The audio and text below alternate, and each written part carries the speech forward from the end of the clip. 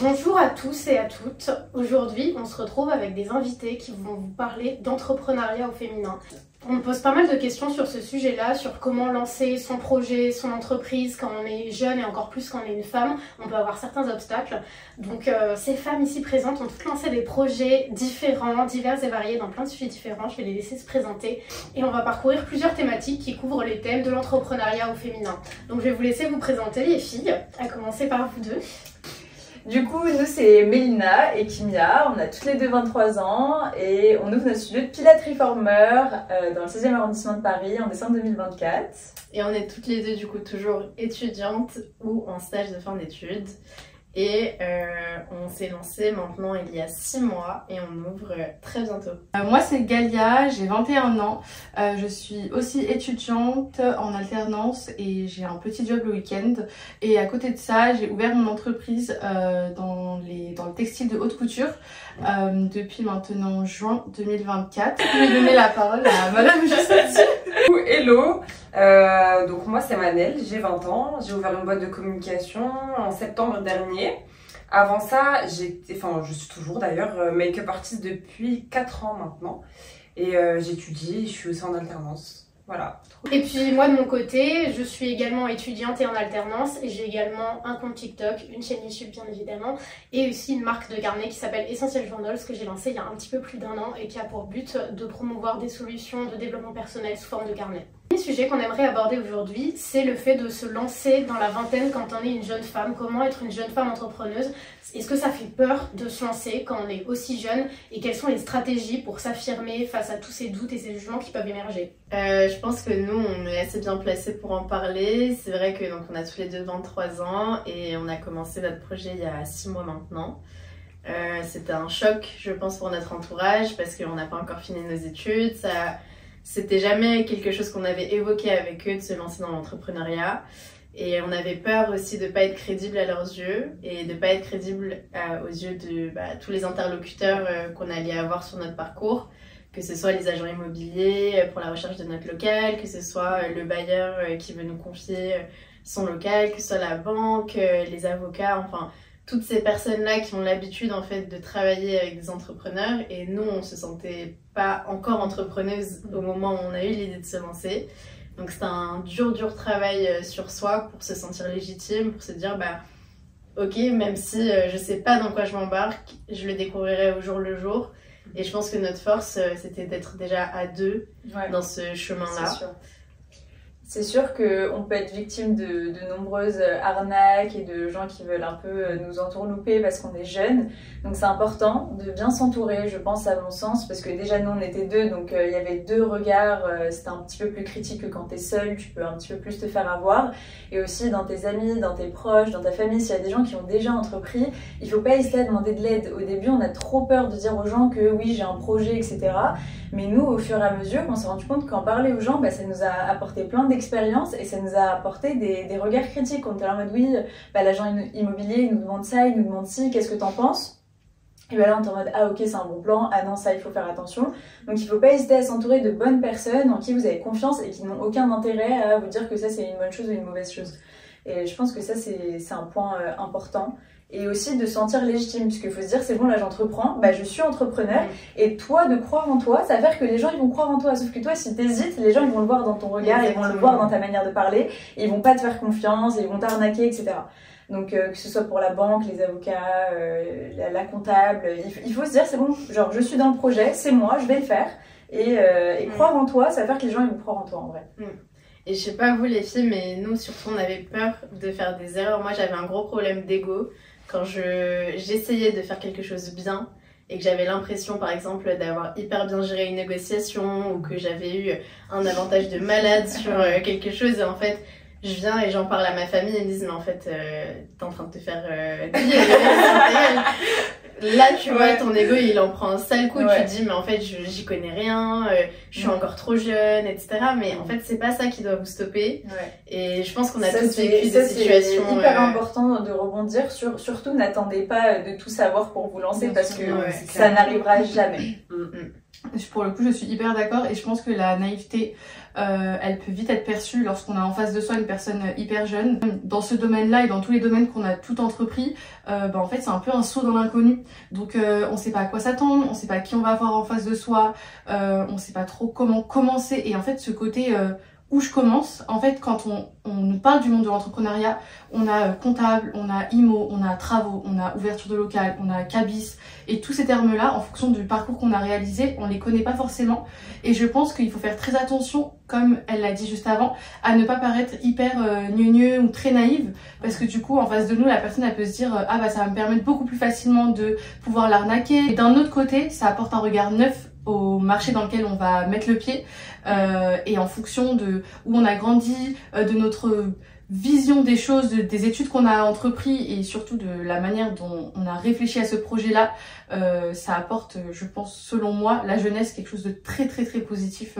C'est clair. Bah, pour rebondir un petit peu sur cet aspect un peu crédibilité, c'est hyper compliqué déjà qu'on est des femmes, on est jeunes.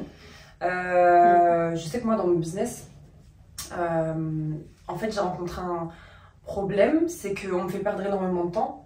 En fait moi j'ai des rendez-vous clients avec des hommes en général, donc voilà, des chefs d'entreprise, et je vais avoir un premier rendez-vous où je vais penser que le client il est intéressé par ce que je dis, et en fin de compte je me rends compte qu'il veut juste apprendre à me connaître ou voilà, perdre un petit peu son temps et le mien en fait. En même temps, regardez-le. Moi aussi, je vais apprendre à te connaître. Hein, On va toutes. le podcast était en prétexte. Du coup, donc, franchement, c'est hyper compliqué, c'est dégradant. Et quand on commence dans un business pareil, d'autant plus dans la communication ou dans des business physiques ou enfin vraiment dans nos milieux, en fait, c'est hyper compliqué de gagner en crédibilité et comme tu le disais, surtout, de gagner en confiance et d'être sûr de ce qu'on vend. En fait, vous voyez la phrase fake it till you make it, c'est exactement ça. Tellement. Mets-toi dans la peau de la personne que tu as envie de devenir et fais croire à ton interlocuteur que tu es déjà cette personne. Tu vois ce que je veux dire? Et de cette manière-là, eux-mêmes, les gens vont te percevoir comme la version améliorée de toi-même et ils vont te respecter, ils vont te prendre au sérieux, ils vont te parler correctement. Si t'arrives et que t'hésites, que tu montres que t'as pas confiance en toi, etc., c'est là où on va tendre des pièges et nous, heureusement, on y a échappé. Bah, c'est ce qui s'est passé dans nos premiers locaux, quoi. Dans nos premières négociations, on s'est rendu compte qu'il y a un truc qui clochait, quoi. Ça allait pas et ça aboutissait jamais. Et au fur et à mesure, on s'est rendu compte que c'est de l'entraînement. C'est de l'entraînement, c'est ça. Ok, alors du coup, moi qui suis make-up artiste, j'aimerais bien, tu sais, mettre en avant aussi l'agence et du coup, bosser sur mon personal branding. Donc moi, ce que j'aimerais faire, ce serait faire un compte un peu lifestyle. Comment est-ce que tu me conseillerais comment est-ce que je pourrais construire ma communauté? Et est-ce que toi, ça te sert dans ton business d'avoir une communauté? Le fait d'avoir une communauté, c'est un petit peu à double tranchant. Il peut y avoir des gens qui ont 100 000 abonnés, mais qui pourtant, ça va leur servir à rien de leur business. Ils vont avoir aucun partenariat, aucune vente pour leur business parce qu'ils ne le mettent pas en avant suffisamment. Donc, il faut trouver le bon équilibre qui te permet d'être authentique, où tu vas vraiment réussir à partager ton mode de vie de façon authentique et à créer une connexion avec les gens. Si tu es juste là à juste essayer de vendre sur les réseaux, que tu es juste à dire j'ai lancé ça, j'ai lancé tel nouveau produit, j'ai fait ça, et qu'au final, l'audience, elle retire rien de ça. C'est-à-dire, elle cherche pas les conseils qu'elle recherche, elle va pas avoir même du divertissement, ça va vraiment être juste du marketing pur, comme si c'était des publicités payantes. Donc, il faut trouver ce bon entre-deux, parce que l'autre penchant, ça peut être, et dans lequel au début j'étais quand j'ai créé mon compte TikTok, c'est que tu vas juste vraiment créer ton contenu personnel, vraiment t'as aucune ligne directrice et tu ne vas jamais mentionner pratiquement ta marque. Ce qui fait que ça va vraiment être juste ton compte personnel. Et qu'au final, les gens ne vont pas se renseigner par eux-mêmes, aller voir dans ta bio quels sont tes projets. Donc, il faut quand même réussir à introduire suffisamment cette dimension un petit peu marketing, à parler de tes projets, tout en gardant ce côté authentique, ce côté personnel. Mais si, à l'inverse, tu perces totalement dans le personnel, au final, ça va servir à rien les réseaux sociaux et ça va prendre beaucoup de temps pour pas grand-chose. Mais du coup, toi, tu as commencé sur YouTube, mais ça t'a pris combien de temps pour créer la communauté que tu as aujourd'hui? Alors, au début, j'avais pas du tout stratégie TikTok. Au début, j'étais 100% sur YouTube. J'ai commencé sur YouTube, j'ai mis archi longtemps avant de construire une communauté. C'est très difficile de se faire une petite place sur YouTube parce que le contenu, il est de plus en plus qualitatif maintenant. Donc, quand tu arrives avec ton téléphone, c'est difficile de se faire une place. J'ai mis peut-être 1 an avant d'avoir 1000 abonnés, ce qui était quand même... genre assez long. Sur TikTok, j'ai commencé vraiment juste, je postais des vidéos sans queue ni tête, je parlais pas, je faisais juste des vidéos de mode, je faisais un petit peu ce qui me passait par la tête vraiment pour m'amuser. Ce qui fait que j'ai mis quand même peut-être 6 mois avant d'avoir les 10 000 abonnés. Et sachant qu'il y avait beaucoup de gens qui me connaissaient de mon ancienne chaîne YouTube, qui m'avaient reconnue et du coup qui me suivaient pour ça. Et après, j'ai commencé à vraiment créer une audience après avoir fait une pause de quelques mois où j'utilisais plus du tout TikTok. Parce qu'il faut savoir que j'ai jamais été consommatrice de TikTok. J'ai téléchargé pour créer du contenu, mais j'ai jamais eu l'application sans poster. Et quand je postais plus, je n'avais pas du tout l'application parce que je ne consomme pas TikTok. Et du coup, après, je me suis mis sérieusement, j'ai commencé à poster il y a environ 6 mois, 3 fois par jour, parfois 4 fois par jour. Toujours des vidéos de plus d'1 minute, déjà pour la monétisation, mais aussi pour pouvoir partager mes idées et faire un petit aperçu en fait par rapport à YouTube en fait, pour continuer à partager des idées et pas juste des petites vidéos de 7 secondes qui sont marrantes et qui vont pas engager les gens. Faut quand même parler, montrer qui t'es, montrer ta personnalité et pas juste montrer ta tête pour créer une connexion avec les gens.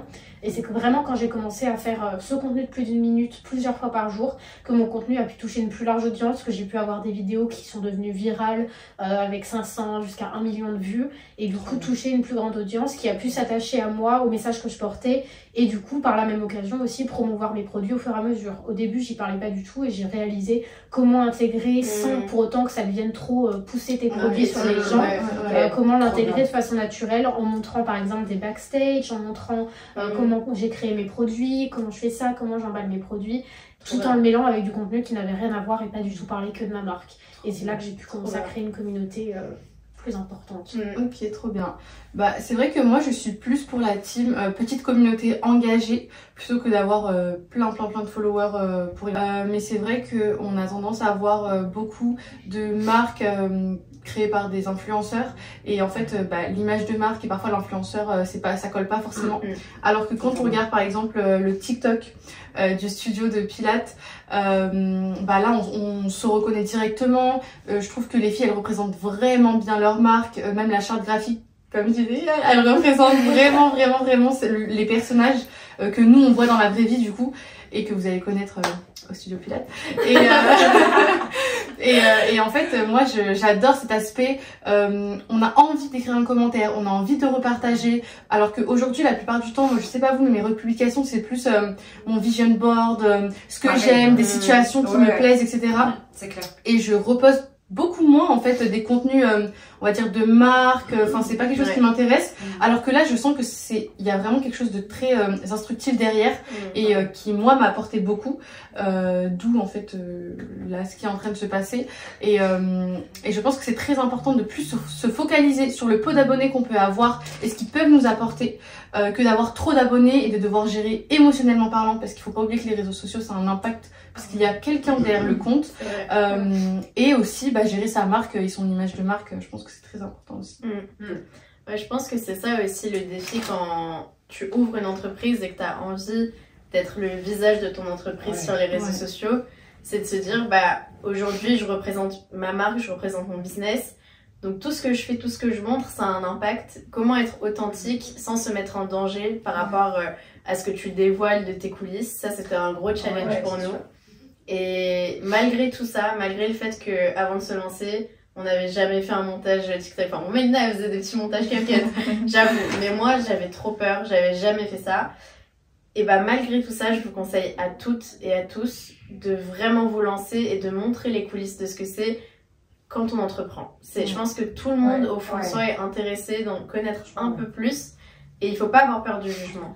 Franchement, c'est pas évident. Je vous dis pas que c'est facile parce que c'est vrai que quand t'entreprends, t'as plein de choses à faire à part filmer ta vie et la montrer sur les réseaux. Mais faites-le parce que en fait, les gens ils vont s'attacher à vous. Nous, on n'y a même pas pensé, mais petit à petit, on a vu en fait dans nos commentaires, dans les messages qu'on recevait, que les gens s'attachaient à nous, s'attachaient à notre projet. Et en fait, c'est juste parce que on a montré vraiment qui on était et c'est comme ça que les gens vont s'intéresser à votre projet, vont s'intéresser à consommer aussi ce que vous allez vendre ou produire. C'est pas parce que vous allez montrer votre produit, c'est parce que vous allez montrer qui vous êtes et être authentique. En fait, ça rapporte énormément de soutien. Il y a plein de gens qui vont vouloir même vous aider. Enfin, il faut pas hésiter. La preuve, on a reçu un long DM de Galia. Au début, on s'est dit mais c'est quoi cette arnaque? Parce que nous, étant donné qu'on fait beaucoup de TikTok, on se filme, elle nous a dit est-ce que vous avez besoin de quelqu'un qui se met derrière la caméra. On s'est dit, mais attends. Elle vient et elle se met derrière la caméra. Et elle J'ai nous a vraiment dit, dit ça dans le message. J'ai dit, si vous voulez, je tiens juste la mais elle a dit sans rémunération. On s'est dit, oui. mais Parce que les gens vont forcément se dire, bah, elle prend un service, elle voudrait de la pub ou de la rémunération. Mais en fait, moi, j'étais dans ce cas-là et j'avais besoin d'aide. Et je pense que c'est très important d'avoir une communauté qui est prête à t'aider, que ce soit bah, dans les repartages, dans les commentaires, parce que ça, c'est une aide énorme pour l'algorithme, comme les petits services comme ça. C'est hyper important. Et il faut vraiment se dire juste, l'algorithme, il va faire en sorte que les gens qui te ressemblent, qui vont s'associer à toi, qui vont avoir les mêmes envies que toi, les mêmes aspirations que toi, vont être amenés à ton contenu. Donc forcément, même si voilà, tu peux faire face à des jugements, etc., il y aura de la bienveillance et il y a vraiment de la bienveillance sur Internet. Il y a de la bienveillance dans nos communautés et il faut ne pas avoir peur de se lancer et d'aller voir un peu ce qui se passe dans le monde des réseaux. C'est vrai. Franchement, même à un mois, moi je regrette rien et je vous conseille à tous de le faire. Franchement, c'est tout bénef. J'aimerais aborder avec vous le sujet de l'échec et aussi de tous les doutes qu'on peut ressentir quand on lance nos projets. Tout ce qu'on va un petit peu pas montrer sur les réseaux sociaux, tous nos doutes, nos peurs également. Est-ce que vous avez vécu des moments qui ont été difficiles et aussi comment vous avez rebondi, comment vous avez réussi à vous dire bah c'est pas grave, je vais dépasser ça, je vais faire preuve de résilience et je vais continuer à avancer? Alors moi c'est vrai que j'ai énormément rencontré ce problème-là lorsque j'ai commencé et je pense que c'est dû au fait que en règle générale dans notre société actuelle on a tendance à avoir la vision de notre vie comme étant un train avec une seule itinéraire et un objectif à atteindre et que qu'on n'a pas d'obstacle sur la route, qu'à tel âge je dois avoir ça, à tel âge je dois avoir ça. Et je pense que ça a été la première difficulté de me dire ok je suis pas en retard et je suis pas en avance non plus. Donc ça veut dire que peu importe mon âge et peu importe la situation dans laquelle je suis, si j'estime qu'il est temps d'entreprendre, bah il est temps d'entreprendre. Et une fois qu'on a entrepris, moi je sais que j'ai ressenti le syndrome de l'imposteur où j'avais vraiment l'impression de pas être légitime de faire ce que je fais. Et en fait, je pense que c'est dû à la jeunesse. Souvent autour de soi, on va nous dire mais est-ce que t'es sûr? Est-ce que t'as regardé les tenants et les aboutissants de ton projet? Mais regarde, il y a beaucoup de gens qui commencent et qui s'arrêtent. C'est un risque. Et en fait, je pense que cette balance en fait qui bascule vers le côté négatif malheureusement, malgré que parfois nos proches c'est juste une inquiétude, mais cette inquiétude elle peut, je pense, on peut basculer sur quelque chose de relativement négatif, surtout qu'on se pose déjà suffisamment de questions je pense quand on commence, et bah je pense que ce côté là va un peu nous mêler les pinceaux et se dire bah ok en fait finalement c'est peut-être pas moi, peut-être que je dois laisser la chance à quelqu'un d'autre, peut-être que cette personne là vu qu'il y a déjà des personnes sur le marché a déjà sa place, moi je peux même pas être un peu sa concurrente directe et en fait tout de suite on va se sentir incapable de faire quelque chose et ça va mener à de la procrastination, demain et finalement bah pas demain, il faut le faire maintenant, il faut le faire dans l'instant T. Comment tu as réussi à passer cet obstacle? Bah déjà ouais effectivement comme on discutait de ça hier, c'est vrai que moi à l'ouverture de l'agence pareil je me sentais pas légitime alors que j'ai fait de la freelance pendant 4 ans en communication, un petit peu tous les domaines et en fait effectivement je me sentais pas légitime du tout d'avoir lancé un business parce que j'ai 20 ans, que je suis une fille, que j'ai pas un doctorat en communication et du coup en fait tous ces petits doutes ces trucs en fait ont fait que je me suis dit bon vas-y tu sais quoi je vais rien faire et tout mais juste en fait par peur d'échouer en fait, c'est ça, exactement, c'est la peur qui paralyse. C'est vraiment la peur qui paralyse. D'accord. Et en fait le truc c'est que comme on disait avec Galia c'est que tu finis par procrastiner et moi au début de l'agence au lancement j'ai mis un mois pile où je foutais rien en fait clairement je faisais absolument rien pour être honnête pendant un mois. Je regardais comme ça mon compte Instagram chuter. Et puis en plus, on en a conscience de ça. Et en plus, on en a conscience de ce qu'on fait, ça, en fait, mais on le fait pas. Exactement. Et après, je suis toute seule aussi, et comme toi, Constant, c'est ça, c'est un peu difficile, parce que du coup, il y a personne pour te relever. Il y a personne qui va te dire allô, réveille-toi. On va sortir la tête de l'eau. C'est vrai que si vous avez la chance d'avoir quelqu'un dans votre entourage où vous avez une relation très solide. Et je dis bien très solide. Ouais, surtout dans le monde Vraiment. professionnel. Voilà, on enfin, mélange pas les affaires avec les gens. Ouais, Où on n'est pas sur d'eux, Ouais, on n'a je suis pas d'accord. 100% confiance en eux. Mais si vous avez cette personne-là qui a vos valeurs, vos ambitions, Ouais. bah accrochez-vous à elle et à un moment donné, il y a une balance qui va se faire, il y en a une qui aura des doutes, l'autre qui va être motivée et voilà, de manière générale, c'est ce qui nous arrive à nous. Ouais. Quand on a des C'est trop moments bien, de ça. down, c'est hyper dur de se relever seul et vraiment bravo les filles, franchement Ouais. bravo vous trois. Bravo Bravo. de faire tout ça toute seule parce que j'imaginerais jamais d'être Oui, à votre pareil. place. Et voilà, en tout cas c'est faisable. Elles Ouais, l'ont fait. Bien sûr, c'est faisable, bien sûr. Donc lancez-le. Moi, si j'ai un conseil à vous donner pour reprendre l'exemple du train, de la vie et du chemin, moi je dirais juste que quand on veut atteindre un objectif, je pense qu'il n'y a pas un seul chemin à prendre et qu'en fait il y en a plein, mais tout va dépendre de votre réaction et de vos décisions face à certains obstacles. On a celui qui veut aller à telle destination qui va prendre le train parce qu'il estime que c'est plus rapide, mais le train va s'arrêter à la prochaine gare et ne peut plus avancer. Et donc du coup il va faire retour en arrière et je pense que c'est pas négatif. Parce que c'est pas parce qu'il est allé trop vite, mais c'est peut-être parce que c'était pas le moment d'y aller et que du coup il va revenir sur ses pas et regarder tout ce qu'il devait faire pour peut-être atteindre cet objectif Ouais. autrement. Exactement. Et je pense que vraiment il faut... C'est très important de vraiment décider des lunettes qu'on prend pour regarder la Ouais, situation. exactement. Et en fait, c'est juste enlever le mot Ouais. échec, enlever ça. le mot Ouais. raté. Clairement. Et Lâcher prise aussi, et hein. Lâcher vraiment prise, c'est ça, ouais. parce que comprendre que quoi qu'il arrive, on gagne en expérience et c'est une expérience de dingue.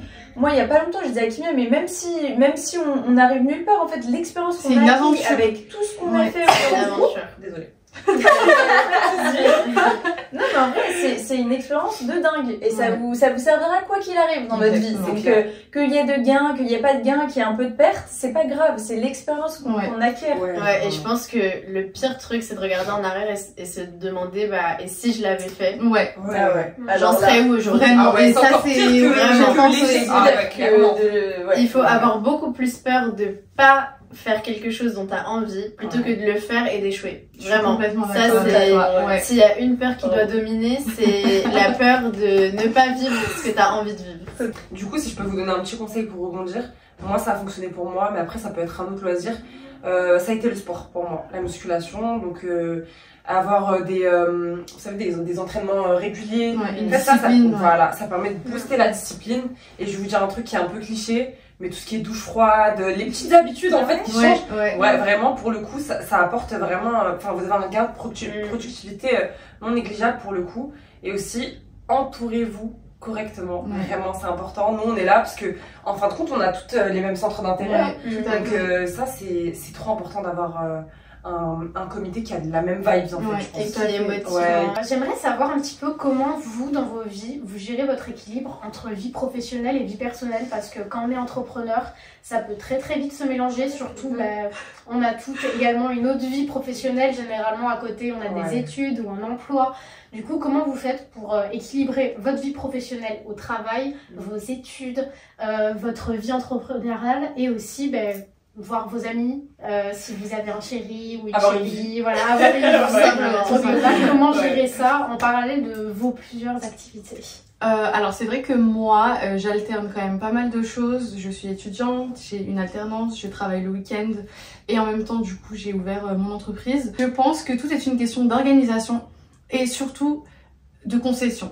En termes d'organisation, je pense qu'on finit par s'y habituer, même si ça a un côté très néfaste sur l'hygiène de vie, sur votre sommeil, sur votre sport, sur votre activité quotidienne et surtout l'hygiène de vie, ça englobe aussi votre quotidien avec vos proches, ça vous donne une source de motivation énorme.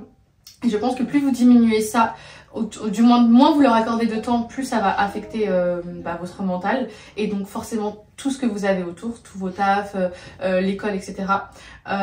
Sur ça, il faut s'organiser. Il faut se dire, ok, nous en tant qu'auto-entrepreneuse, je pense que ce qu'il est important de réaliser, c'est qu'on travaille.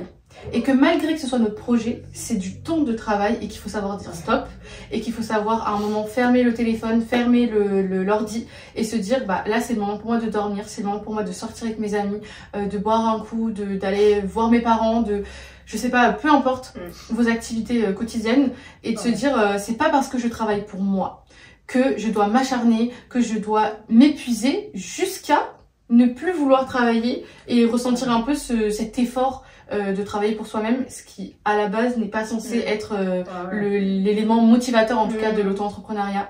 Ouais, c'est clair. Après, il y a aussi cette question qui se pose de est-ce qu'on peut tout avoir est-ce qu'on peut tout avoir maintenant tout de suite? Est-ce qu'on peut tout avoir plus tard?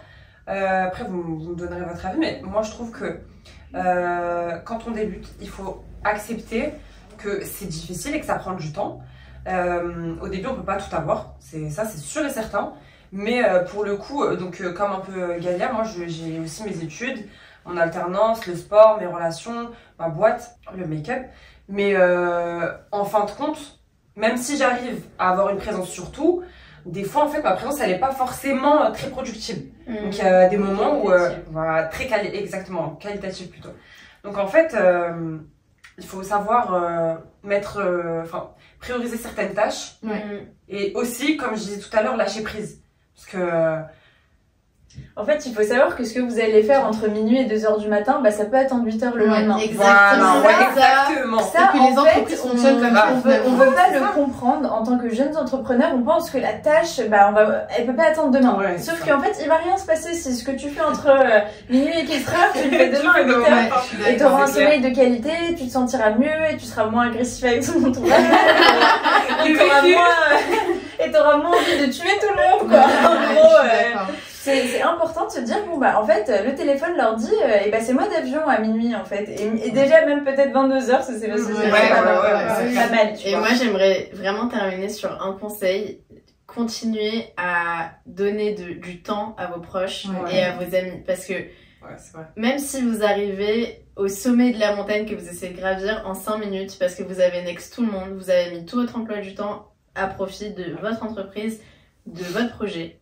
Une fois que vous êtes tout en haut, s'il n'y a plus personne autour de vous pour vous regarder, pour vous dire bravo, pour profiter avec vous, vous allez sentir que tout ce que vous avez fait, c'était en vain.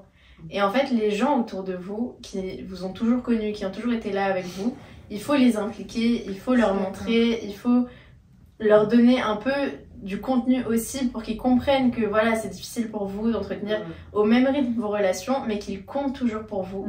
Et en fait, ils vont tellement vous rendre que c'est ça qui va vous donner de la force, c'est ça qui va vous pousser, et vous arriverez peut-être moins vite au résultat, mais vous arriverez beaucoup plus heureuse ou heureux. Et ça, c'est valable si vous êtes avec un partenaire. Si vous avez un associé, que ce soit votre copain, votre copine, que ce soit, je sais pas moi, un ami, de la famille, c'est important de savoir se dire, bon bah en fait de base, on était amis, ou de base, on avait une relation de famille, et on est censé la conserver durant ce partenariat, et il n'est pas censé être dégradé, et il n'est pas censé plus avoir de résidus de liens amicaux ou familiaux. Et c'est important de se dire, bon bah une fois par semaine, ou une fois toutes les 2 semaines, ou c'est une règle qu'on a mis il y a pas longtemps, bah tu sais quoi, on va prendre un café, on va aller au ciné, et on va parler de tout sauf le travail. Parce que sinon on perd notre relation, et c'est hyper important de savoir entretenir ces relations, surtout avec votre partenaire et votre associé, parce que sinon bah il n'y a plus aucune bienveillance quoi. Dans les échanges, il y a que du travail quoi. C'est hyper important, surtout si c'est un couple. Alors, j'ose même pas imaginer. Je le fais pas. Mais apprenez à entretenir vos relations, c'est sûr. Conclusion, restez proche des gens bienveillants dans votre vie. Donnez-vous des horaires de travail fixes, même si elles sont évidemment plus élevées qu'un 9h-17h. Et entretenez vos relations avec vos partenaires de business si avant ça, ils étaient importants dans votre vie, dans une autre configuration. Et vous-même, prenez du temps pour vous-même aussi. C'est très important. C'est très important. Sur ça, j'aimerais rajouter quelque chose, c'est que l'entrepreneuriat, j'ai trouvé que ça m'a aidé à beaucoup mieux équilibrer ma vie personnelle et à plus me détendre. Parce que je développe. À l'époque, quand j'étais en licence, du coup, avec genre 18 heures de cours par semaine, il pouvait y avoir un truc genre un partiel, un tout petit truc qui tombe, j'avais l'impression que j'allais faire un burn-out. J'ai l'impression d'être débordée, genre à pleurer de stress, etc. Alors que maintenant, je peux faire des semaines de 60 heures. J'ai appris à beaucoup mieux gérer parce que aussi, c'est des choses qui sont importantes pour moi. Et surtout, tu te détends de façon beaucoup plus efficace. Alors quand tu fais pas grand-chose, quand tu vois toutes ces personnes en face de toi qui font des semaines énormes, qui ont plein de projets, t'as l'impression que c'est complètement insurmontable.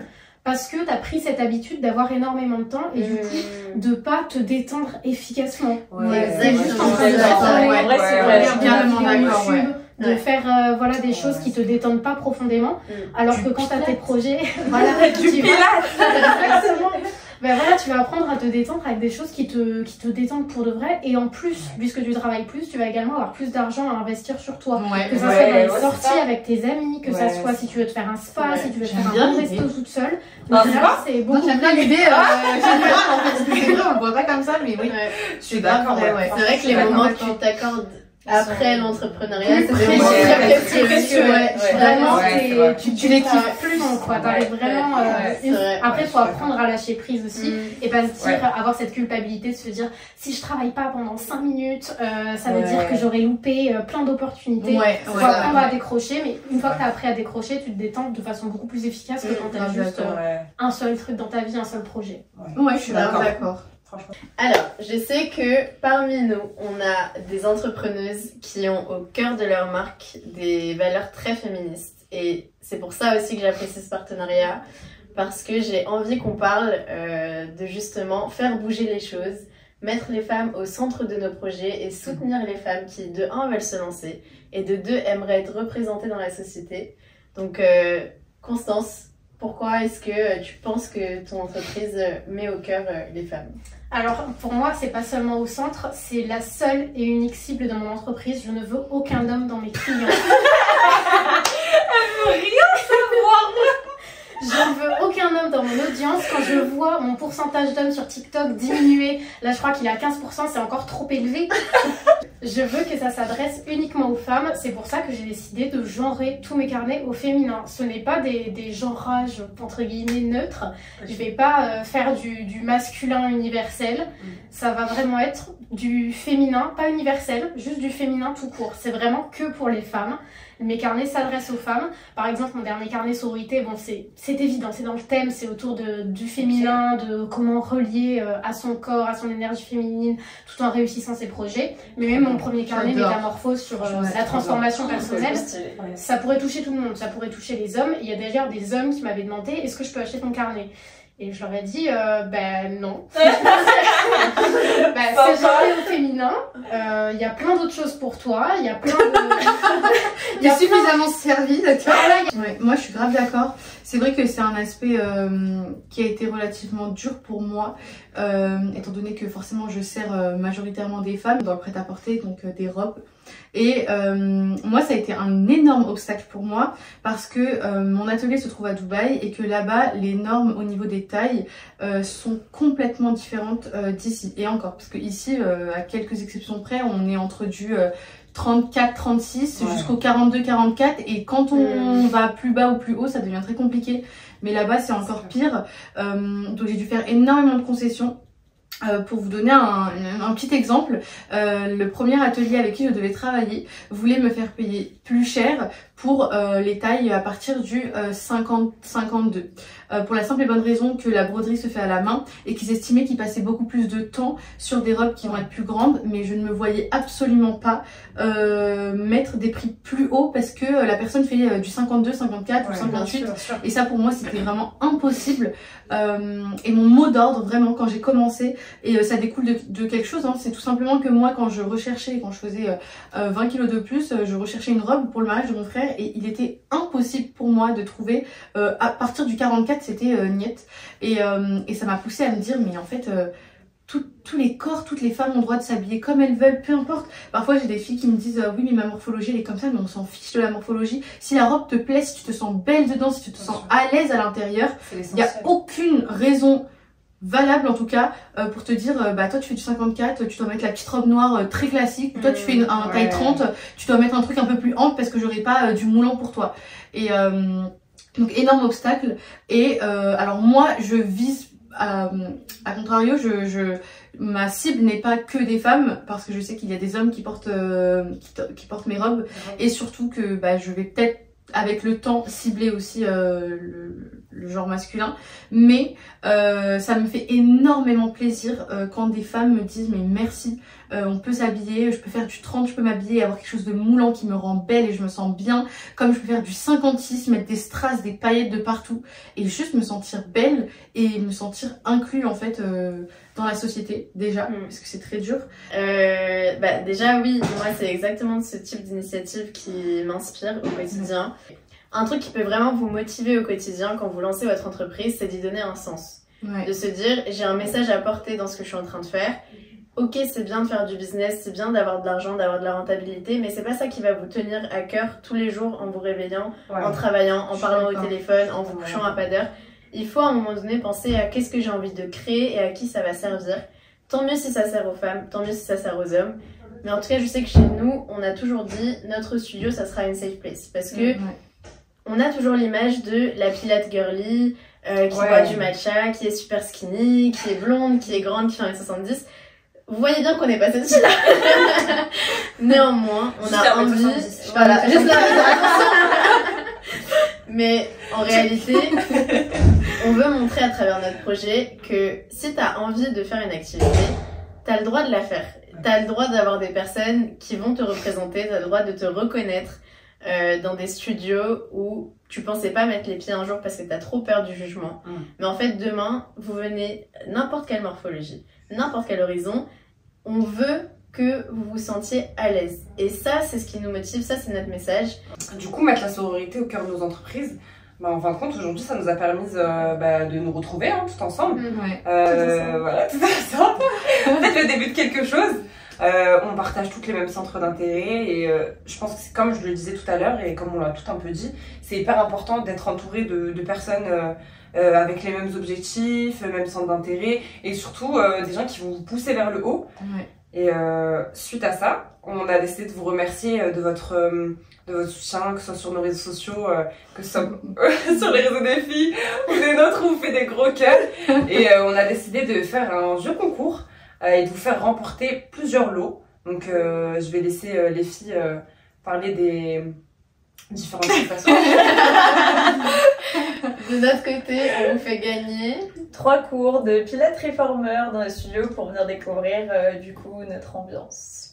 Et moi de mon côté, moi et l'atelier, on vous offre un bon d'achat de 150 € pour découvrir et porter l'une de mes jolies créations lors de vos différents événements. Du coup, moi de mon côté, je vous offre un cours d'automaquillage, parce que du coup, toujours dans le thème du développement, etc. Magnifique. Je suis maquilleuse. Du coup, voilà. Et aussi, du coup, une petite box avec des produits make-up.